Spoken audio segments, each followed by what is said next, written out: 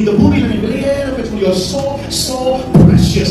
நல்லா கவனிங்க, உங்க விலை மதிப்பு யாருக்கு தெரியும் தெரியுமா? உங்களை படைத்தவருக்கு தான் உங்க விலை மதிப்பு தெரியும்.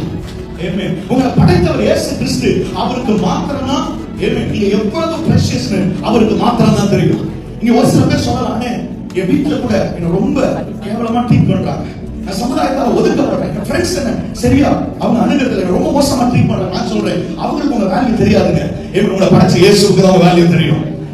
அவங்களால நீங்க இந்த உலகத்துல இல்ல, இயேசுவால தான் நீங்க உலகத்துல இருக்கிறீங்க.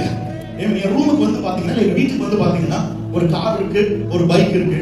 அங்க நான் புல்டோசரை நிறுத்தி வைக்கல, ரோட் ரோலரை நிறுத்தி வைக்கல. காரணம் என்ன? எது எனக்கு யூஸ்ஃபுல்லா இருக்கோ அதை தான் நான் என் வீட்டுல வைக்கிறேன். இன்னொரு வகையா சொல்றேன், என் வீட்டுல இருக்கும்னா அதை நான் யூஸ் பண்ற பொருளா இருக்கும். நான் சொல்றேன், இந்த பூமியும் நிறைவும் கர்த்தருடையது, இது சாத்தானுடையது இல்ல. ஆண்டவர் சொல்றாரு, இந்த பூமி ஏன் சொத்துடா? எஸ், இந்த பூமியும் நிறைவும் கர்த்தருடையது. இந்த பூமியில நீ இருக்கிறனா நான் பயன்படுத்த போறேன் அர்த்தம். Hallelujah. I'm going to use you.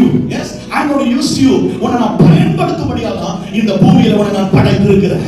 Yes, you are here to be used by God.